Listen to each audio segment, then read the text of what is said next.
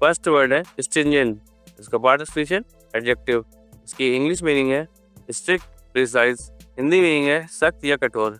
इसको ऐसे समझ सकते हैं, स्ट्रिंजेंट का मतलब होता है बहुत स्ट्रिक्ट या सख्त रूल्स और लॉज, जैसे रोड सेफ्टी के लिए स्ट्रिंजेंट ट्रैफिक रूल्स लगाए जाते हैं। ये वर्ड लीगल, गवर्नमेंट और बिजनेस कंटेक्स्ट में कॉमनली यूज किया जाता है।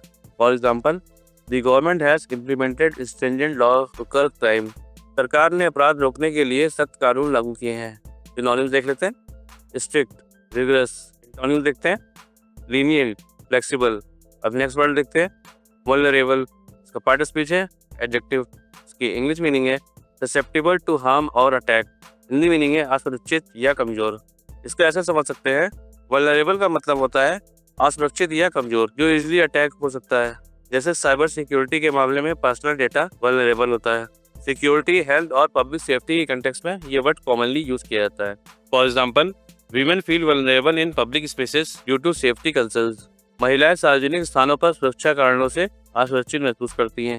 सिनोनिम्स देखते हैं, डिफेंसलेस, एक्सपोज्ड। एंटोनिम्स है secure, protected.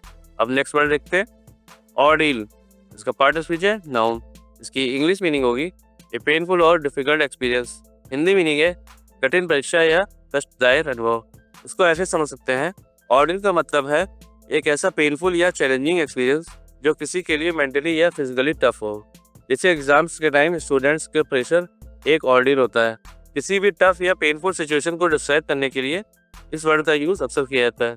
For example, surviving the accident was a heroic ordeal for him. दुर्घटना से बचना उसके लिए एक कष्टदायक अनुभव था। सिनोनिम्स है हार्डशिप, ट्रायल।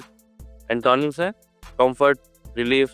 अब नेक्स्ट वर्ड देखते हैं, हैरेसमेंट, इसका पार्ट ऑफ स्पीच है नाउन, इसकी इंग्लिश मीनिंग है एग्रेसिव प्रेशर और इंटिमिडेशन, हिंदी मीनिंग है उत्पीड़न या परेशान करना। इसको ऐसे समझ सकते हैं, हैरेसमेंट का मतलब है किसी को मेंटली या फिजिकली परेशान करना। वर्क प्लेस हैरेसमेंट या ऑनलाइन हैरेसमेंट एक सीरियस इशू है। लीगल और सोशल अवेयरनेस के लिए ये एक इम्पोर्टेंट टर्म है। For example, work place harassment is a serious issue that needs to be addressed. कार्यस्थल पर उत्पीड़न एक गंभीर मुद्दा है जिसे हल करने की जरूरत है। सिनोनिम्स देखते हैं, बुलिंग, परसिक्यूशन।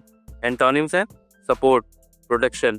अब नेक्स्ट वर्ड देखते हैं, कन्फाइनमेंट, इसका पार्ट ऑफ स्पीच है नाउ, इसकी इंग्लिश मीनिंग है the act of restricting movement, Hindi meaning होगी कैद या सीमित करना। इसको ऐसे समझ सकते हैं, कन्फाइनमेंट का मतलब है किसी को फिजिकल या मेंटल रूप से लिमिट करना। जैसे लॉकडाउन के टाइम लोगों को घर में कन्फाइनमेंट झेलना पड़ा। इस वर्ड का यूज हेल्थ केयर, लीगल और सोशल कंटेक्स्ट में कॉमनली किया जाता है। For example, the patient was in confinement for 2 weeks after the surgery. Surgery के बाद मरीज 2 हफ्ते तक सीमित था। सिनोनिम्स देखते हैं, रेस्ट्रिक्शन, डिटेंशन। एंटोनिम्स है फ्रीडम, लिबर्टी। अब नेक्स्ट वर्ड देखते हैं, अफर्म, इसका पार्ट ऑफ स्पीच है वर्ब, इसकी इंग्लिश मीनिंग है टू डिक्लेयर और कंफर्म समथिंग, हिंदी मीनिंग है पुष्टि करना या स्वीकार करना। अफर्म का मतलब है किसी चीज को कंफर्म या एक्सेप्ट करना। जैसे सुप्रीम कोर्ट ने एक इम्पोर्टेंट डिसीजन को अफर्म किया है। लीगल और फॉरवर्ड कंटेक्स्ट में इस वर्ड का यूज अक्सर किया जाता है। For example, the supreme court affirm the lower courts decision. Supreme court ने निचली अदालत के फैसले की पुष्टि की। सिनोनिम्स देखते हैं, कंफर्म, असर्ट। एंटोनिम्स है डिनाई, रिजेक्ट। अब नेक्स्ट वर्ड देखते हैं, कन्विक्शन, इसका पार्ट ऑफ स्पीच है नाउन, इसकी इंग्लिश मीनिंग है a formal declaration of guilt, Hindi meaning है दो सिद्धि या विश्वास। इसको ऐसे समझ सकते हैं, कन्विक्शन का मतलब है किसी को कोर्ट द्वारा दोषी ठहराना।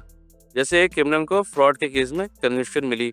ये वर्ड लॉ, क्राइम या जस्टिस सिस्टम में इम्पोर्टेंट टर्म है। For example, his conviction for fraud led to a 5 year prison sentence. धोखाधड़ी के लिए उसकी 2 सिद्धि से 5 साल की जेल हुई। सिनोनिम्स है सेंटेंस, जजमेंट। एंटोनिम्स है एक्विटल, पार्डन।